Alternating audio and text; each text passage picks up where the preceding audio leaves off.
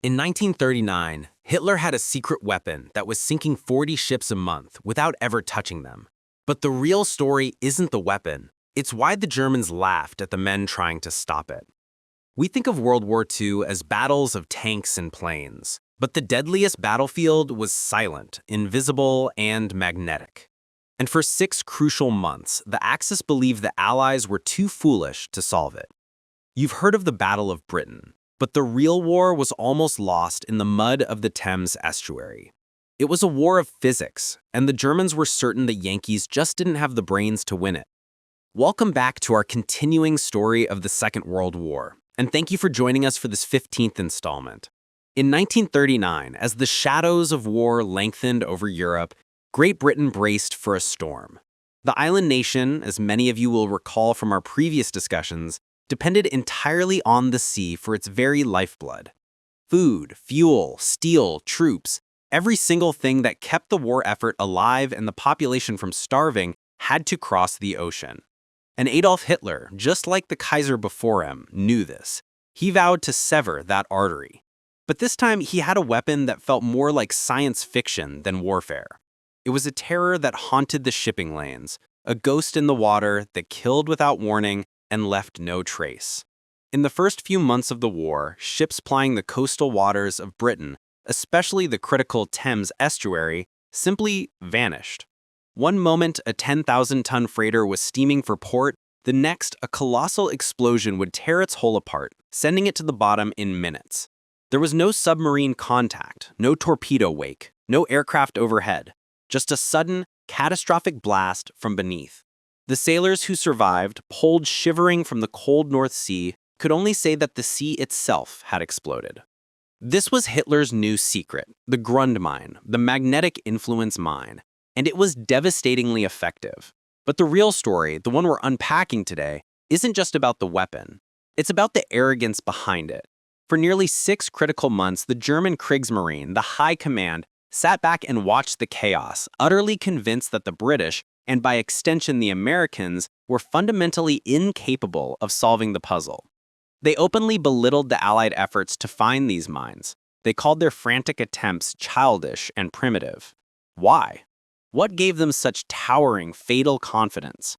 They believed the physics were simply beyond the Allies' grasp, that the industrial solution was impossible, and that by the time these Yankee engineers figured it out, England would already be on its knees. They were wrong, and the story of why they were so arrogant and how a handful of brilliant minds proved them wrong is one of the great forgotten tales of ingenuity from that war. We cover these hidden stories every week. If that's the kind of history you appreciate, hitting that subscribe button ensures you don't miss the next chapter.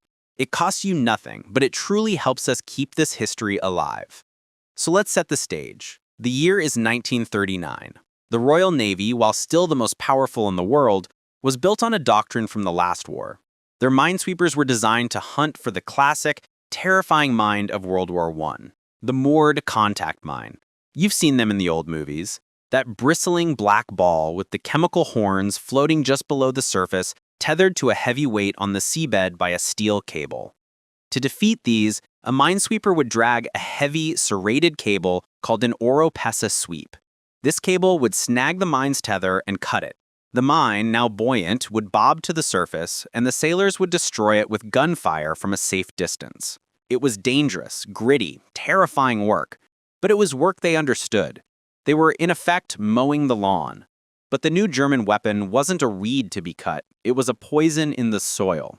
The Luftwaffe began dropping these new mines, canisters descending gently by parachute into the shallow, muddy shipping channels every night.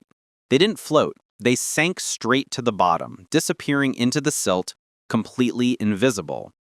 The old oropesa sweeps were useless. They passed right over them, feet or sometimes yards above the seabed. The British were dragging a net through the air, trying to catch a fish that was swimming in the mud beneath their feet. The effect was immediate and terrifying. On November 21, 1939, a brand new Japanese passenger liner, the Teru Kunimaru, was leaving the Thames Estuary when it was ripped apart and sunk. This was an international incident. Japan wasn't even in the war yet. The next day, the destroyer HMS Gypsy was blown in half in the same area. The day after that, more ships. Churchill, then First Lord of the Admiralty, was in a state of controlled panic. He wrote that the situation was grave. By Christmas of that year, over 120,000 tons of shipping were at the bottom of the sea, and dozens of ships, including capital warships, were sunk or critically damaged. The Thames Estuary, the gateway to London, was effectively closed. The Port of London, the busiest in the world, was paralyzed. This wasn't just a nuisance, it was a stranglehold. The British knew it was a mine, but they couldn't find it. They couldn't sweep it, and they had no idea how it worked. So why were the Germans so confident? This brings us to the first pillar of Axis arrogance, the belief in their superior and secret physics. The magnetic mine, designated the Luftmine Type A or LMA, was a marvel of engineering for its time. It didn't wait for a ship to hit it. It waited for a ship to pass near it. Inside its casing was not a trigger, but a sensor, a highly sensitive magnetometer. This device was, in essence, a very sophisticated compass.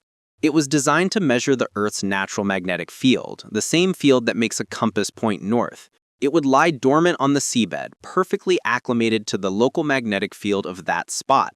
But a large steel ship, a 10,000-ton freighter, is itself a giant moving magnet.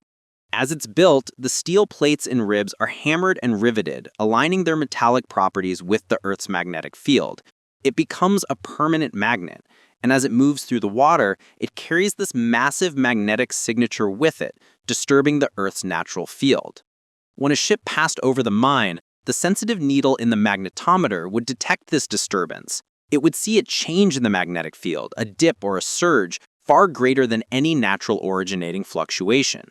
When that disturbance crossed a preset threshold, a relay would click and 660 pounds of high explosive would detonate directly beneath the ship's keel. This was the soft underbelly. An explosion beneath the ship is far more destructive than a torpedo hitting the side. A torpedo blasts a hole in the hull, but a seabed mine creates a massive bubble of gas that expands violently upwards. It doesn't just punch a hole, it lifts the entire ship, breaking its back, snapping the keel, and collapsing the whole structure. It was a guaranteed kill. The Germans had been developing this since the 1920s. They had perfected it, and they believed, with a deep, systemic arrogance, that their enemies were simply not on the same level. They believed the Allies were still thinking about horns and cables, while they, the Germans, were mastering the invisible forces of the planet itself. This leads to the second pillar of their arrogance, which directly addresses the Yankee mine detection part of our title. The Germans knew the only way to start solving this problem was for the Allies to get their hands on an intact mine. And they believed this was impossible for two reasons. First, the mines were dropped in water, and if one was recovered, it was designed to be booby-trapped. A second, different kind of trigger, often an acoustic or hydrostatic one, would be armed, or a simple anti-handling device would detonate it if it was lifted. Second, even if the Allies suspected it was magnetic, how could they possibly find it? The British immediately tried what they knew. They sent out their minesweepers, but this time with heavy chains and bars, trying to dredge the bottom. They were literally trying to snag the mines. This was what the Germans found so belittling. It was like trying to find a needle in a haystack in the dark during a storm while wearing mittens. The Thames Estuary is miles wide and covered in centuries of silt and wreckage. For every mine, there were 100 pieces of old chain, sunken barges, anchors, and scrap.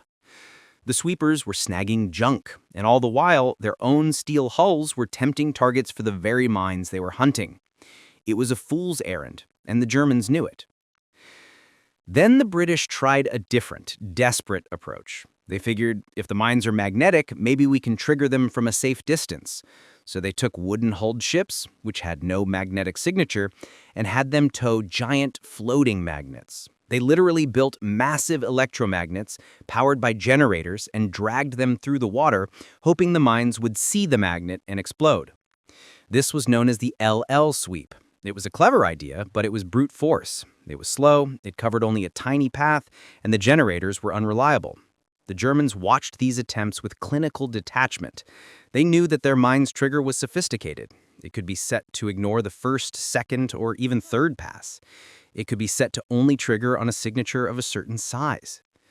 These floating magnets might set off a few, but they wouldn't clear a channel. The Germans had built a better mousetrap, and they were watching the mice try to bash it with a rock. They weren't just confident, they were contemptuous. They felt the Allies were playing checkers while they were playing three-dimensional chess with the laws of physics. This arrogance was personified by the Kriegsmarine leadership. They had a deep-seated belief, a cultural one, that German science was supreme. They had the best engineers, the best metallurgists, the best physicists. The British were seen as shopkeepers, and the Americans, the Yankees, were seen as crude, mass-producing mechanics. They could build 1,000 simple trucks, sure, but they couldn't design a high-performance engine. This was a common and ultimately fatal miscalculation the Axis made throughout the war. They mistook mass production for a lack of sophistication. They believed the Allies were simply not elegant enough, not scientific enough to crack the code. They believed the problem was, at its heart, an academic one, and they had no respect for Allied academia. So for all of 1939, the German High Command was convinced their wonder weapon was winning the war, and that the clumsy Allied attempts at mine detection were a joke.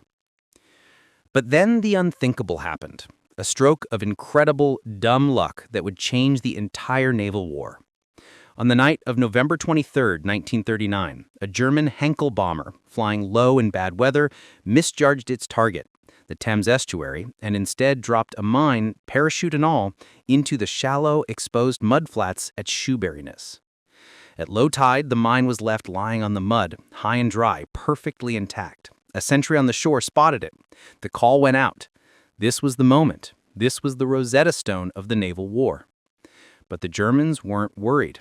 They knew the mine was booby-trapped. They figured the first curious British sailor to touch it would be blown to kingdom come, and the mine with him. What they didn't count on was the absolute cold steel courage of the men from the HMS Vernon. The Vernon was the Royal Navy's mine and torpedo research establishment. It was staffed by a small, dedicated team of scientists and, more importantly, bomb disposal officers. Two men, Lieutenant Commander John Overy and Lieutenant Commander Roger Lewis, were dispatched. They knew absolutely that the mine was likely to be booby-trapped. This story is long, but it's one that many of you have asked for, and it's a story that needs to be told. It's not just about a piece of technology. It's about a fatal miscalculation. It's about arrogance, and it's about the quiet, desperate ingenuity that answers it. It's a story from our fathers' and grandfathers' generation that proves a vital point. Never, ever underestimate your opponent. Welcome back to our series on the hidden battles of the Second World War. Today we're on number 15, and it's a question that cuts to the very heart of the naval war.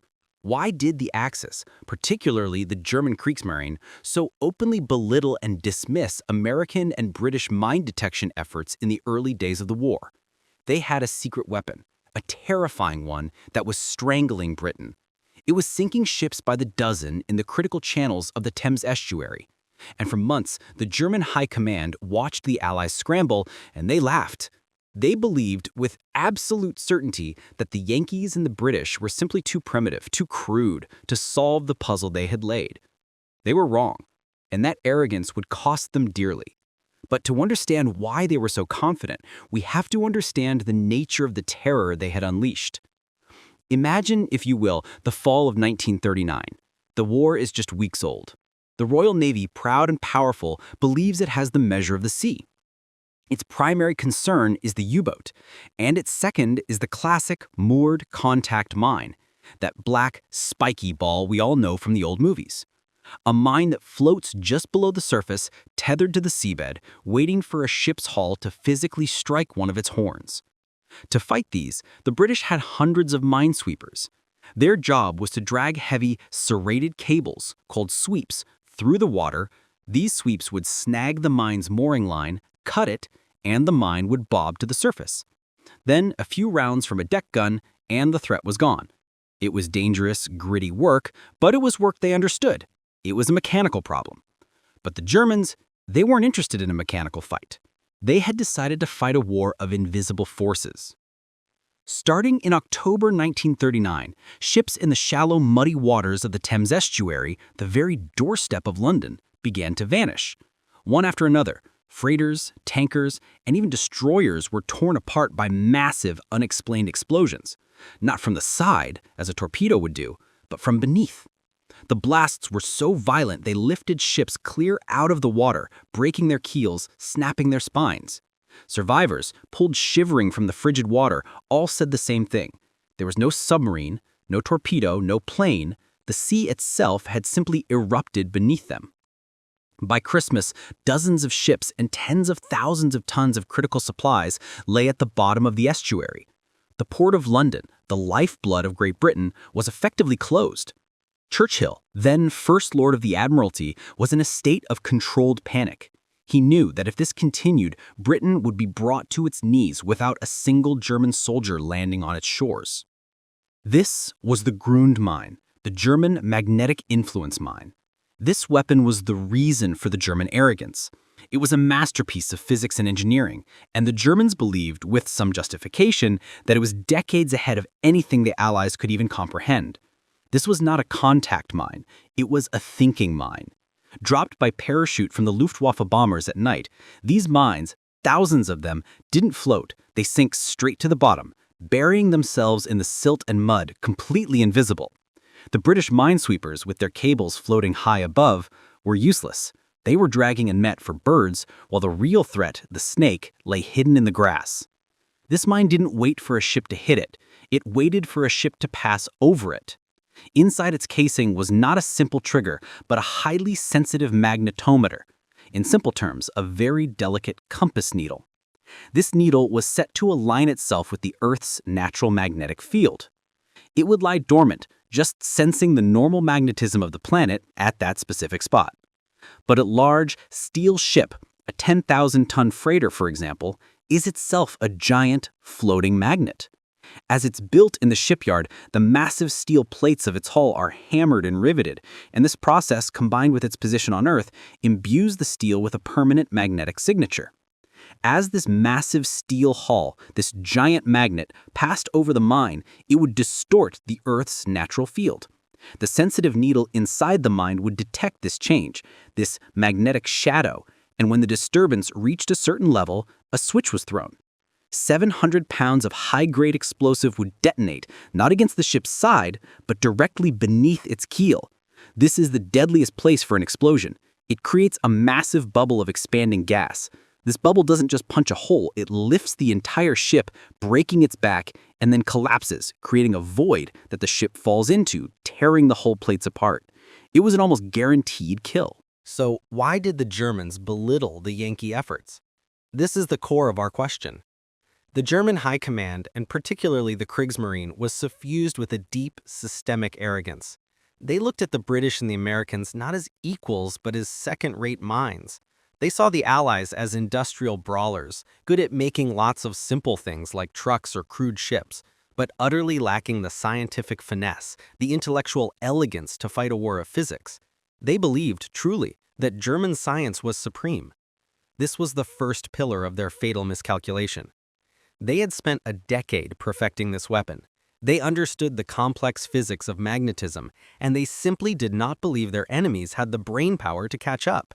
They assumed the Allies were still thinking in terms of ropes and pulleys. And in the beginning, the Germans were right. The British response was, out of desperation, primitive. This is what the Germans were belittling. The Royal Navy's first instinct was to try and find the mines mechanically. They sent out minesweepers towing heavy chains and iron bars, literally trying to scrape the bottom of the estuary, hoping to snag one. The Germans watched this and laughed. The Thames Estuary is miles wide and covered in centuries of wreckage. For every one mine, there were 100 old anchors, sunken barges, pieces of scrap iron, and discarded chains. The British sweepers were snagging junk, and all the while, their own steel hulls were a ticking bomb time, passing over the very mines they were hunting. It was a fool's errand, and the Germans knew it. It was, to them, like watching a caveman try to perform brain surgery with a rock. The next Allied attempt was a bit more clever, but still, in the Germans' eyes, laughably crude. They reasoned, if the mine is magnetic, let's try to set it off. So they created what was called the LL sweep. They took wooden-hulled ships, which had no magnetic signature, and had them tow 2 long floating cables. A generator on the ship would send a massive pulse of electricity down the cables, creating a huge electromagnetic field in the water behind them. The hope was that this pulse would, quote, impersonate a ship and trick the mine into exploding. It was a clever piece of Yankee ingenuity, as they'd come to call it. But the Germans were, again, unimpressed. Why? Because they were already a step ahead. Their mines weren't that simple. The LMA mine had a counter. It could be set to ignore the first pass, or the second, or the fifth.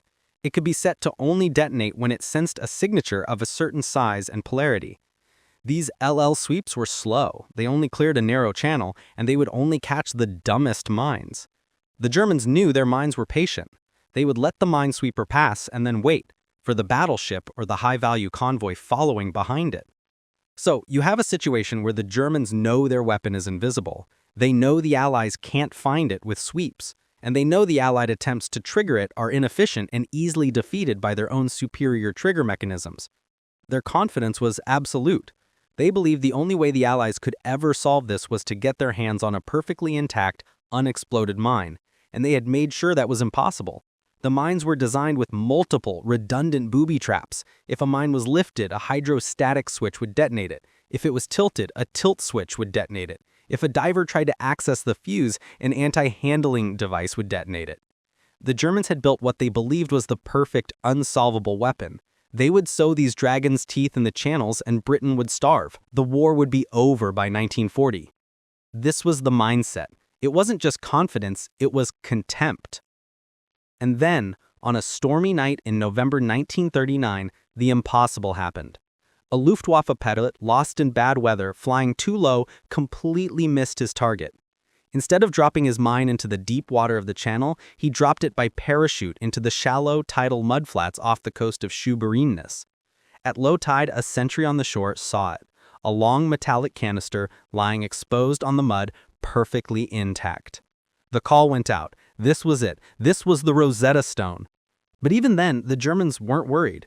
Their intelligence assumed, correctly, that the mine was booby-trapped. They figured the first curious British sailor who tried to poke it would be blown to pieces, taking the secret with him. What the Germans didn't count on was a different kind of courage. They didn't count on the men of HMS Vernon. HMS Vernon was the Royal Navy's unglamorous but brilliant mine and torpedo experiment base. They were the fix-it men, the engineers, the scientists. When the call came, two of their best bomb disposal officers, Lieutenant Commander John Overy and Lieutenant Commander Roger Lewis, were dispatched.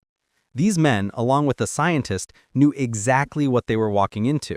They knew the mine was almost certainly booby-trapped, they knew it was magnetic, and they knew they had to disassemble it by hand with non-magnetic tools while lying in the freezing mud as the tide slowly began to creep back in.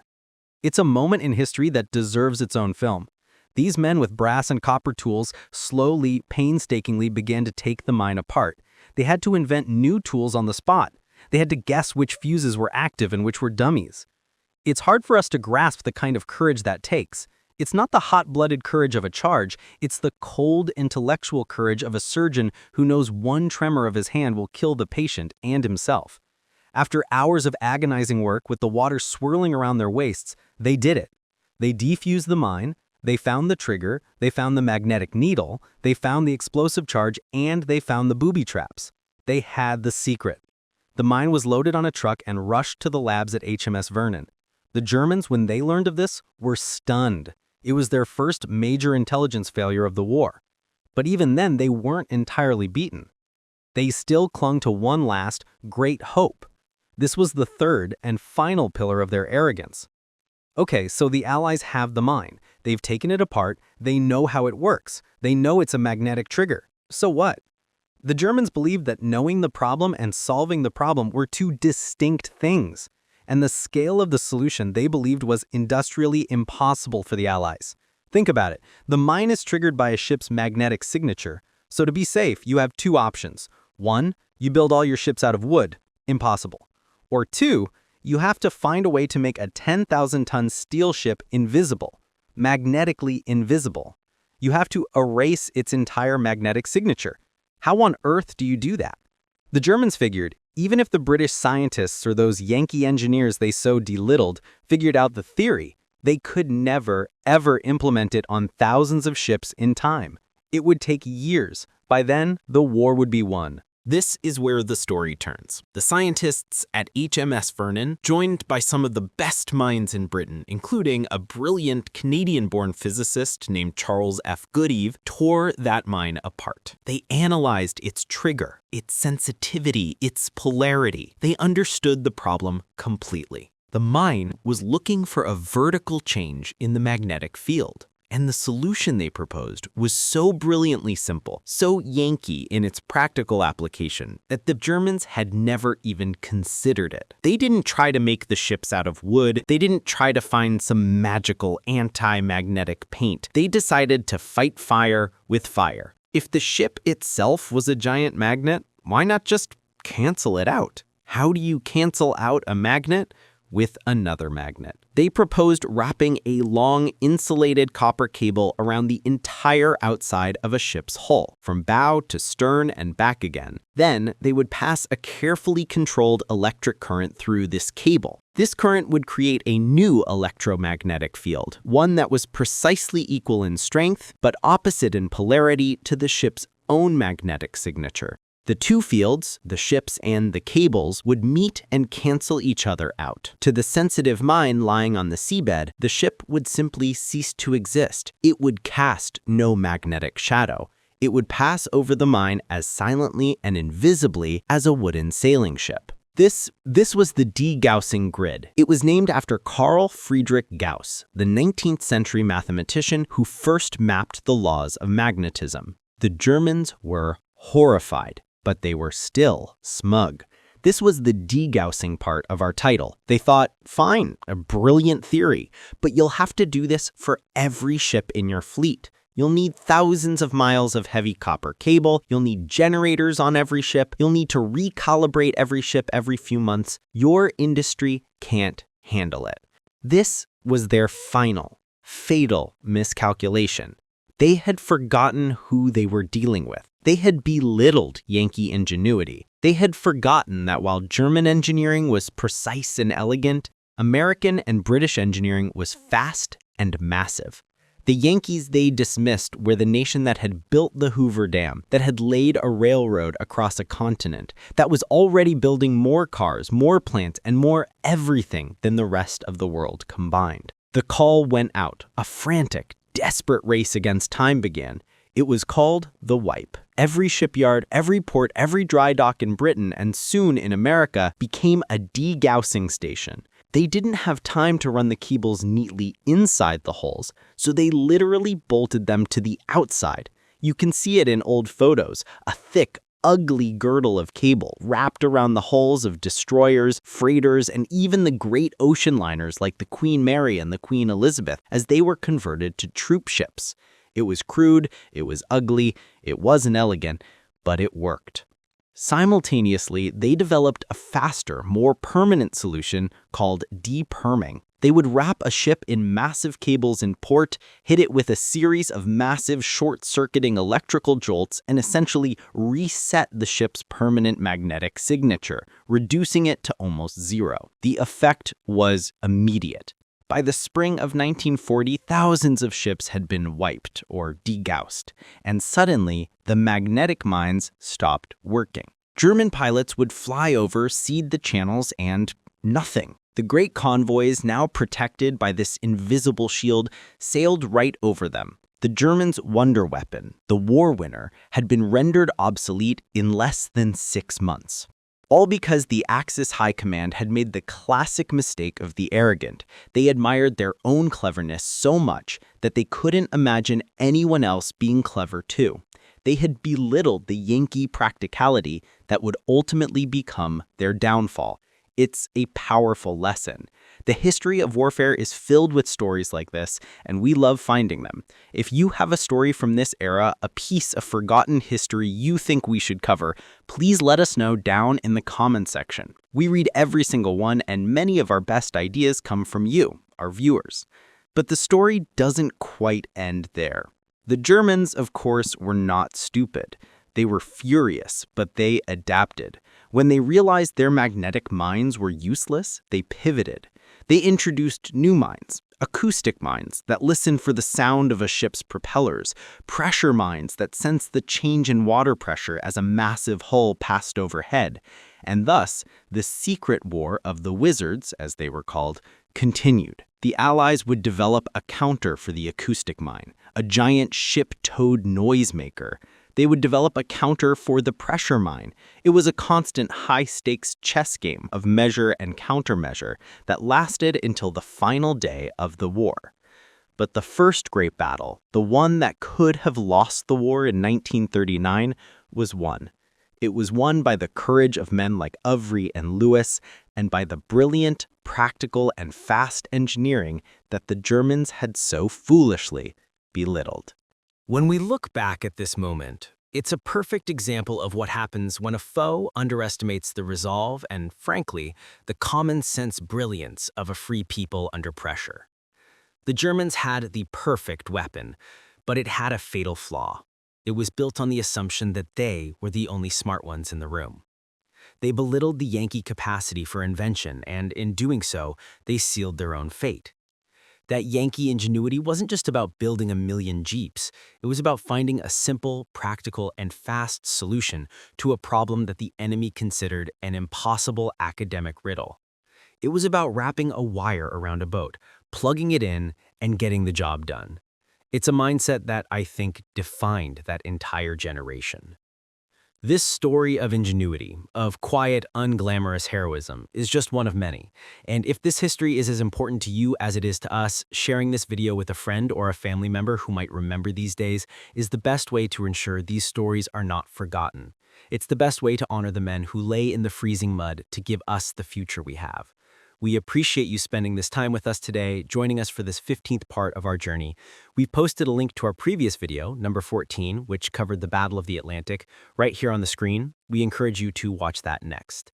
And in our next installment, number 16, we'll be heading to the Pacific to look at a forgotten battle that changed the way aircraft carriers would fight forever. Thank you for watching. We'll see you again next time. Wow. That is a marathon. 12,000 words is a monumental task, but the story of the magnetic mine, German arrogance, and the brilliant Allied commerce stroke is certainly rich enough to warrant a deep, deep dive. This is the kind of history that gets lost between the cracks of the big battles, but it was just as critical. Let's get into it. This is the 15th part of our ongoing look into the hidden corners of the Second World War, and today we're tackling a question that isn't about a battle, but about a mindset. It's about a fatal, arrogant miscalculation. The title for today's deep dive is, Why did the Axis, specifically Nazi Germany, so openly belittle Yankee and British mine detection efforts before the invention of de-Gaussing? The answer reveals a story of incredible technological terror, of paralyzing national arrogance, and of a few brilliant minds working against a ticking clock, literally lying in freezing mud to save a nation. In the autumn of 1939, Britain was in a chokehold.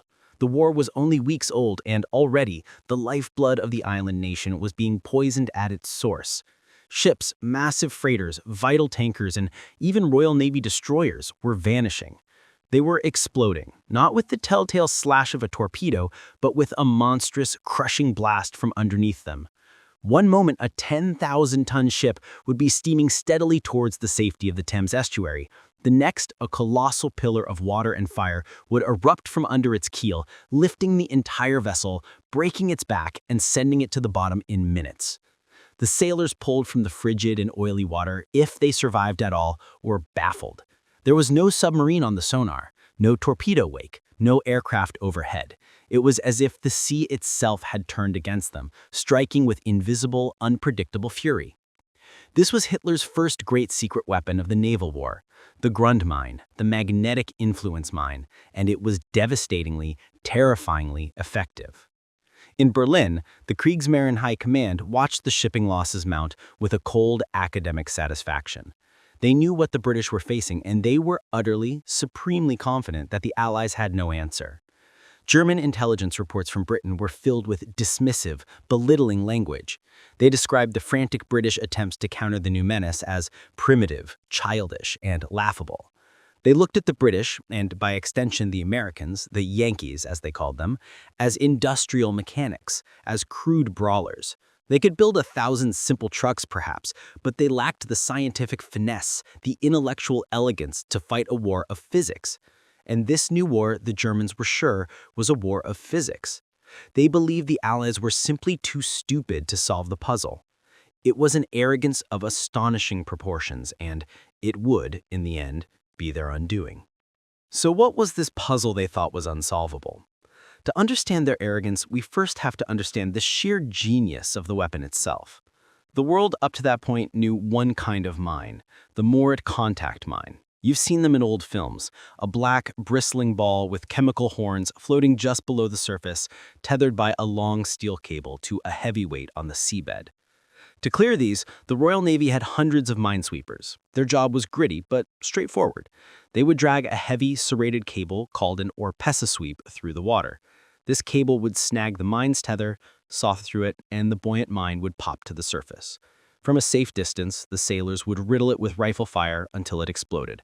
It was a mechanical problem, a kind of undersea gardening, and the British were very good at it. But the German magnetic mine wasn't a weed to be cut. It was a poison in the soil.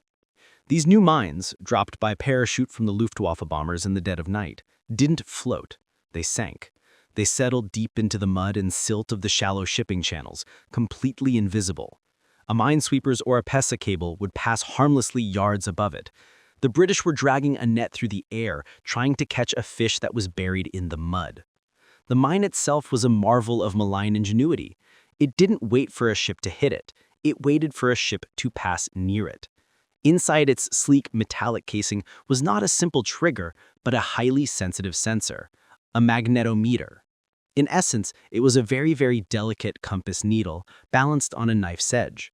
When the mine settled on the seabed, this needle would align itself perfectly with the Earth's natural magnetic field at that very spot. It would just lie there, dormant, waiting, sensing the normal, gentle magnetic pulse of the planet. But a large steel ship, a 10,000-ton freighter, is itself a giant, floating magnet. Many of us in our younger days learned about magnetism in school. We learned how a compass works. We may even have magnetized a needle by rubbing it on a magnet. Well, a ship becomes magnetized through a much rougher process.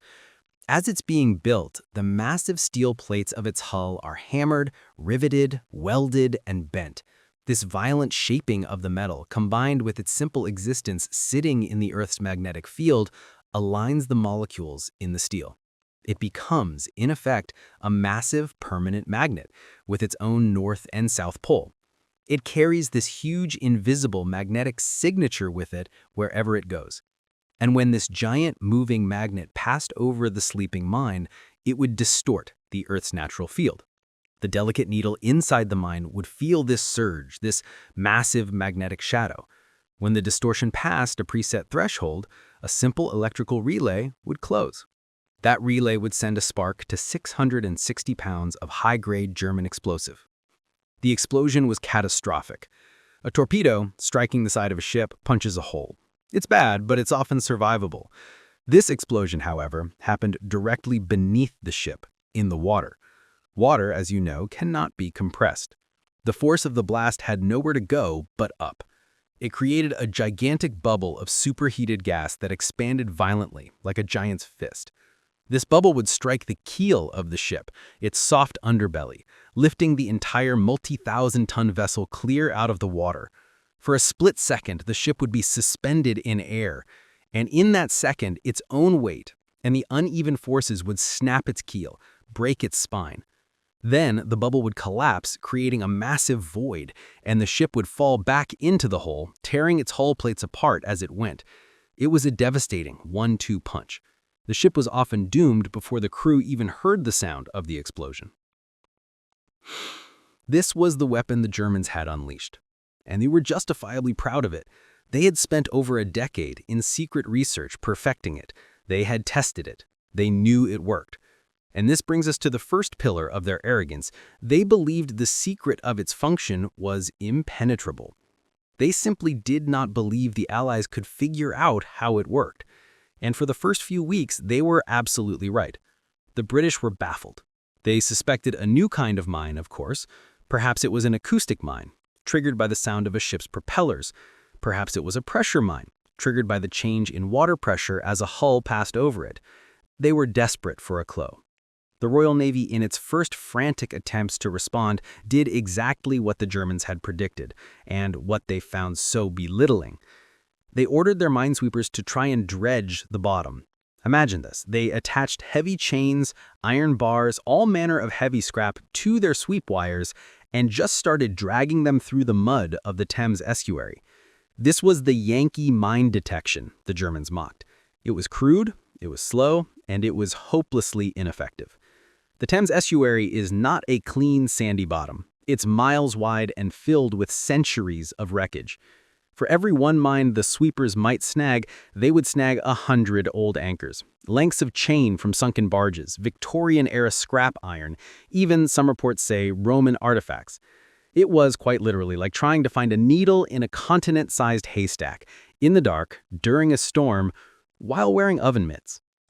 And all the while, the steel hulls of the minesweepers themselves were passing over other live mines.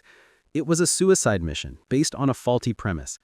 German intelligence reports reading the frantic British signals were, to put it mildly, amused. The next Allied attempt was a little more sophisticated, but to the Germans it was just as crude. The British reasoned, if it's a new kind of mine, maybe we can just set it off, whatever the trigger is. They tried dropping depth charges. This just detonated a few of their own mines and, in some cases, sympathetic detonations of the German mines, which only proved they were there, but didn't clear them. Then they had a flash of what we might call Yankee ingenuity. They figured if it's magnetic, let's give it a magnet. They took old wooden-hulled ships, which had no magnetic signature, and outfitted them with massive generators. These ships would then tow two long floating cables, one shorter than the other. They would send a massive pulse of electricity, thousands of amps, down through the cables and into the water. This would create a gigantic electromagnetic field, simulating the signature of a huge ship. This was the LL sweep, and the hope was that any mines in the area would see this pulse and detonate. It was a clever idea, it really was. It was a brute force, practical engineering solution, and it even worked sometimes. A few mines were, in fact, detonated this way. But the Germans, they were not impressed. Why? Because they were, again, 2 steps ahead. Their mine was not a simple dumb trigger. The German engineers had anticipated just such an attempt. They had built in a ship counter. A simple mechanism inside the mine could be set to ignore the first magnetic signature it feels, or the second, or the third. It could be set to let 3 small signatures pass by, like, say, a minesweeper and its LL floats, and then to arm itself, waiting for the 4th, the big one, the battleship or the high-value troop transport that was following in the safe swept channel. They had also designed it to respond only to a specific polarity of a magnetic field, knowing that ships and crude electromagnets would have different, less nuanced signatures. So the Germans watched the British toiling away with their LL sweeps, slowly clearing tiny, narrow channels, setting off a few mines, and they knew it was a losing game. They were sowing the mines far faster than the Allies could clear them. They believed the Allies were trying to empty the ocean with a teaspoon. Their contempt grew. The problem, as they saw it, was fundamentally unsolvable for their enemy. They had created the perfect weapon. It was invisible. It was patient, it was intelligent, and they believed it was indestructible. This was the second pillar of their arrogance. They were certain that the only way the Allies could ever defeat the mine was to get their hands on a live, intact specimen to study, and they had designed the mine to make this an absolute impossibility. The Grundmine was not just armed, it was riddled with booby traps. They had thought of everything. If a diver tried to attach a line to lift it off the seabed, a hydrostatic trigger would sense the change in depth as it was raised from its resting position. Boom. If a team tried to drag it into shallow water, a tilt switch would sense the mine being pulled from its resting position. Boom. If someone tried to unscrew the access panels to get to the fuse, a simple anti-handling switch would be triggered. Boom. And as a final measure, if the mine's battery simply ran out after a few months, it was designed to self-destruct. The Germans were not just engineers, they were masters of paranoia. They were absolutely convinced that no Allied sailor or scientist would ever get the chance to look inside. Their secret was safe, And as long as the secret was safe, Britain would bleed. The war would be won, they calculated, by the spring of 1940. And so they belittled. They belittled the frantic dredging, the Yankee electrical experiments. They saw it all as the death throes of a technologically inferior nation. They had made the single greatest mistake an engineer or a general can make. They began to believe their own propaganda. They fell in love with their own cleverness. They admired their own solutions so much that they became incapable of imagining that another solution, perhaps a different kind of solution, could possibly exist. They assumed that the only way to solve the problem was the way they would solve it, and since they had blocked that path with booby traps, the problem was, by definition, unsolvable. This is the hinge upon which the entire story turns, because on the stormy, rain-swept night of November 23, 1939, something happened that German engineering had not and could not account for. They had accounted for Allied brilliance, they had accounted for Allied desperation, they had not accounted for simple, dumb luck. A Luftwaffe bomber flying low over the English coast got lost in the blinding weather. Its pilot, disoriented, misjudged his altitude and his position. He was supposed to be over the deep shipping channel of the Thames Estuary. He was, instead, miles off course over the shallow tidal mudflats of Shoebreeness. He released his cargo. A single Grundrhein floating gently down on its parachute did not land in 20 feet of water and bury itself in the deep silt. Instead, it landed in 2 feet of water. And when the tide went out a few hours later, a British Army sentry, peering through the rain, saw something sticking out of the mud. It was a long, gray, metal canister, perfectly intact, high and dry. The call went out. This was the moment. This was the Rosetta Stone of the naval war. But even as the alarm bells were ringing in London, the Germans, when their own intelligence realized what had happened, were not in a panic. They were still, astoundingly, arrogant. They knew their mine. They knew it was sitting there, armed and packed with booby traps. Their assumption was simple. The curious British would send a team down. The team would poke it, or try to move it, or try to open it. The mine would detonate, killing the team and, most importantly, destroying the mine and its secrets in a massive explosion.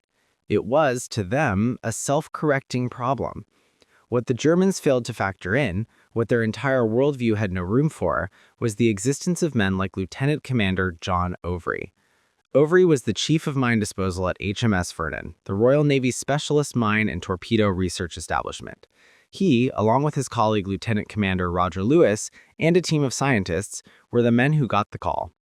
They were not brawlers, they were not crude mechanics. They were some of the bravest, most intelligent, and most careful men in the entire British Empire. They drove to Shoebreeness and walked out onto the freezing mudflats as the tide was still receding. They knew exactly what they were looking at. They knew it was magnetic, they knew it was armed, and they knew it was almost certainly booby-trapped. They also knew that the entire fate of the war might rest on what they did in the next few hours. The tide, they noted, would be back in a few hours. The clock was ticking. What followed is an epic of cold, quiet courage that few people have ever heard of. This wasn't the hot-blooded courage of a battlefield charge. This was the ice-cold, intellectual courage of a surgeon, knowing that a single tremor of his hand, a single miscalculation would result in his own instant annihilation. The mine was German, the tools they had were British. Nothing fit. They had to invent new tools on the spot, filing down brass and copper wrenches because, of course, any steel tool would be magnetic and would instantly set the mine off.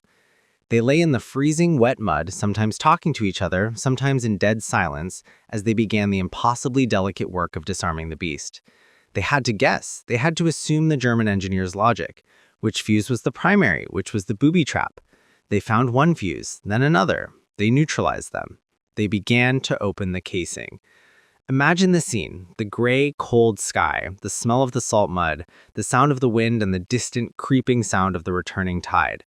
These men, working with their bare hands and soft metal tools, slowly, painstakingly dismantled the trigger. After hours of work that must have felt like a lifetime, with the water now swirling around their waists, Overy and his team finally rendered the mine safe. They had done it. They had captured the uncapturable weapon. It was loaded onto a truck, draped in flag, and driven like a Roman trophy back to the laboratories at HMS Vernon. When the news reached Berlin, the arrogance finally cracked. It was a stunning, shocking intelligence failure. The primitive allies had their secret. But the story of German arrogance doesn't end quite yet. There was one last pillar, one final desperate hope for them which they clung to, even as their secrets were being laid bare on a lab bench in England. This was the third pillar, and it addresses the de-Gaussing part of our title. The Germans reasoned, so, the British have the mine. They are not as stupid as we thought. They have taken it apart. They now know that it is a magnetic trigger. So what? Knowing the problem is not the same as solving the problem, and the scale of this problem, we believe, is industrially impossible for them to solve. The Germans, you see, were engineers. They sat down and did the math. The problem is that every large steel ship is a magnet. The solution, therefore, is to make them not magnets. How do you do that? You have thousands of ships, freighters, tankers, destroyers, cruisers, battleships. They are already built. You cannot, as the Germans reasoned, rebuild your entire navy and merchant marine out of wood or non-magnetic alloys. It's impossible. The only other solution, therefore, is to find a way to cancel the ship's magnetic signature. And the sheer industrial effort required to do that for every single ship was, in their calculations, simply too vast. It would require thousands of miles of heavy-gauge copper cable at a time when copper was a critical war material. It would require new specialized generators on every single ship to power the system. It would require new dry docks, new calibration stations. It would require retraining every sailor. It was, they concluded, an industrial and logistical nightmare that the Allies, especially a Britain under siege, could never accomplish. They believed it would take the Allies years to implement a solution. And in those years, the U-boats and the mines would finish the job. This, finally, was their most fatal miscalculation.